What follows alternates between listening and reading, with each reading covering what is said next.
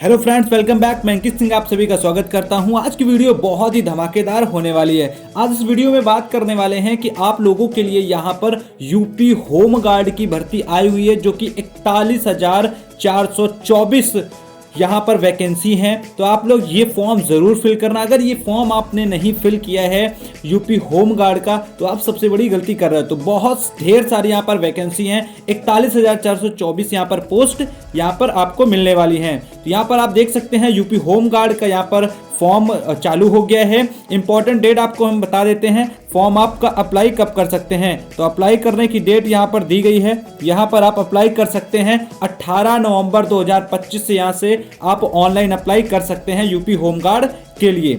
और यहाँ पर फॉर्म क्लोज होने की डेट जो है, यानी कि लास्ट डेट जो है वो 17 दिसंबर 2025 को यहाँ पर लास्ट डेट दी गई है। तो आप लोग जरूर यहाँ पर 18 नवंबर से 25 नवंबर और 17 दिसंबर के बीच में आप लोग अपना फॉर्म ऑनलाइन करा लीजिए। तो यहाँ पर बहुत ही कम फीस पड़ रही है और बहुत ही अच्छी पोस्ट है। यहाँ पर ज़्यादा सिलेबस भी नहीं होता। पूरी बात करने वाले हैं इसमें कि क्या क्या सिलेबस होता है, कौन कौन लोग अप्लाई कर सकते हैं, एज लिमिट क्या होती है, कितने पैसे किसको पे करने हैं, कितने का ये फॉर्म है। तो सभी डिटेल में चर्चा करने वाले हैं। तो वीडियो में लास्ट तक जरूर बने रहना, कंप्लीट जानकारी आपको देने वाले हैं। यहाँ पर एग्जाम की डेट अभी दी नहीं गई है। एग्जाम की डेट यहाँ पर दी नहीं गई है, जो नोटिफाइड सून है, मतलब जल्द ही आपको प्राप्त हो जाएगी। अब एग्जाम की फीस कितनी है, कि एग्जाम की फीस हमको कितनी पे करनी पड़ेगी। तो फॉर जनरल जो जनरल कैटेगरी में स्टूडेंट आते हैं, जिनका EWS या OBC, जनरल और OBC के लिए यहाँ पर 400 रुपये फीस दी गई है। यहाँ 400 रुपये उनको फीस पे करनी होगी।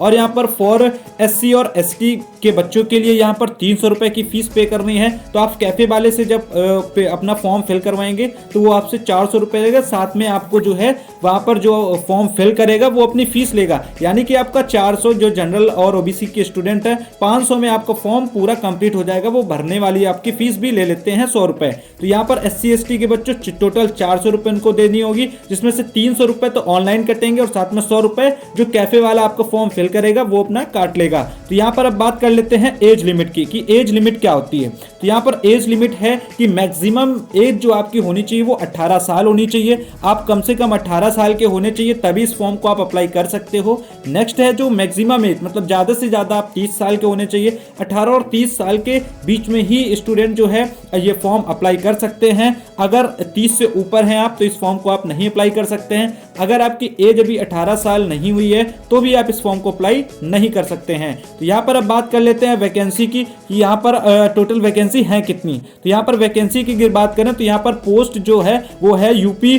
Police home guard. और यहाँ पे बात करें कि टोटल पोस्ट कितनी है, तो 41,424 पोस्ट हैं, यानी कि बहुत पोस्ट हैं। आप लोग जरूर इस फॉर्म को फिल करिएगा। अब बात कर लेते हैं कि यहाँ पर वैकेंसी कितनी है, मतलब जनरल वाले बच्चों के लिए कितनी वैकेंसी है, OBC वाले बच्चों के लिए कितनी वैकेंसी और SC वाले बच्चों के लिए कितनी वैकेंसी हैं। तो यहाँ पर आपको दिखा देते हैं कि जो जनरल वाले स्टूडेंट हैं, पोस्ट है हमारा जो है होम गार्ड की, और जनरल वाले बच्चों के लिए यहाँ पर 16,650 पोस्ट हैं यहाँ पर। और जिनका EWS है वो 4,331 पोस्ट उनके लिए हैं। जो OBC वाले स्टूडेंट हैं उनके लिए 11,090 पोस्ट हैं। और जो SC वाले स्टूडेंट कैटेगरी में आते हैं उनके पास है 8,645 पोस्ट हैं। यानी कि सबसे ज़्यादा जनरल वाले स्टूडेंट के लिए पोस्ट निकाली गई हैं। तो आप लोग ज़रूर इस फॉर्म को फिल करिएगा। तो बात कर लेते हैं यहाँ पर फिजिकल टेस्ट क्या है। तो मेल कैंडिडेट के लिए जो फिजिकल टेस्ट है वो यहाँ पर कैटेगरी के हिसाब से मैंने बांट दिया है। यहाँ पर UR और OBC और SC ST वाले बच्चों के लिए यहाँ पर जो हाइट दी गई है 168 सेंटीमीटर की हाइट होनी चाहिए। और यहाँ पर चेस्ट जो दिया गया है वो 79 से लेकर 84 सेंटीमीटर तक आपका चेस्ट होना चाहिए। और ST वाले बच्चों के लिए यहाँ पर 160 सेंटीमीटर यहाँ पर उनकी हाइट होनी चाहिए। और यहाँ पर 77 से लेकर 82 सेंटीमीटर तक उनकी जो है चेस्ट होना चाहिए। ये मेल कैंडिडेट के लिए है। अब बात कर लेते हैं फीमेल कैंडिडेट के लिए। तो फीमेल कैंडिडेट के लिए क्या है, फीमेल कैंडिडेट जो हैं उनके लिए क्या है, यहाँ पर UR मतलब जनरल और OBC और SC के जो यहाँ पर गर्ल्स हैं तो उनके लिए 152 सेंटीमीटर उनकी हाइट होनी चाहिए मिनिमम। और यहाँ पर जो वेट दिया गया है वो वेट यहाँ पर दिया गया है उनका उनका जो है 40 किलो उनका वेट होना चाहिए। और साथ में जो एसटी वाले बच्चे, एसटी वाले गर्ल्स हैं, उनके लिए वहां पर है 147 सेंटीमीटर और यहाँ पर जो वेट है उनका वो 40 किलोग्राम होना चाहिए।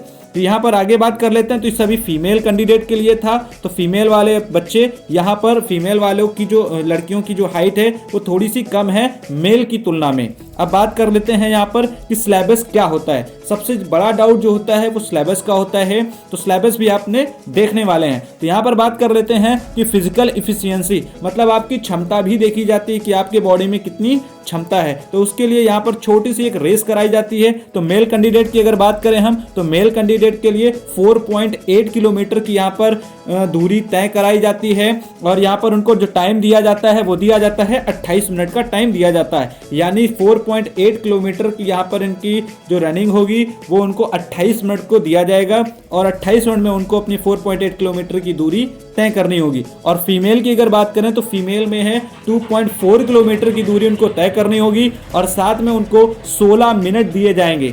इतने मिनट में उनको 2.4 किलोमीटर की दूरी कंप्लीट करनी होगी। तो ये है पूरा प्रोसेस। अब बताते हैं कि सिलेबस क्या है, इसमें सिलेबस क्या होता है, आखिर हमको इसमें पढ़ना क्या क्या है। तो इसमें अब बात कर लेते हैं। तो यहाँ पर अगर हम बात करें सिलेबस की, तो सिलेबस है यहाँ पर आपकी एक लिखित परीक्षा होगी। अब लिखित परीक्षा में क्या क्या पूछा जाएगा, तो लिखित परीक्षा में यहाँ पर स्पष्ट तौर पर दिया गया है कि सामान्य ज्ञान पूछा जाएगा। सामान्य ज्ञान से आपके प्रश्न आएंगे। कितने प्रश्न आएंगे, यहाँ पर प्रश्नों की संख्या 100, यानी सामान्य ज्ञान से आपके 100 प्रश्न आने वाले हैं और कुल अंक यानी 100 नंबर का ही प्रश्न होगा। और आपका जो समय दिया जाएगा 100 प्रश्न के लिए वो 2 घंटे दिया जाएगा। यानी आपका जो पेपर होगा वो 2 घंटे का होगा। साथ में आपको 100 प्रश्न दिए जाएंगे और हर प्रश्न 1 नंबर का होगा। तो 100 नंबर वहां पे आपके प्रश्न के होने वाले हैं।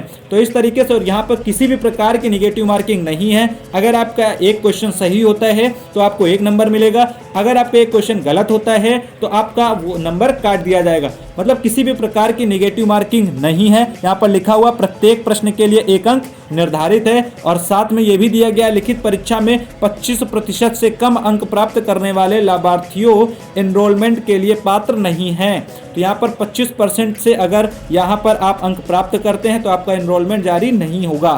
तो यहाँ पर और आपकी जो लिखित परीक्षा होने वाली है वो OMR पर आधारित होगी। यानी कि आपकी लिखित परीक्षा होगी, आपको OMR सीट दी जाएगी, उसमें से आपको यहाँ पर फिल करना है, ऑप्शन लगाना है।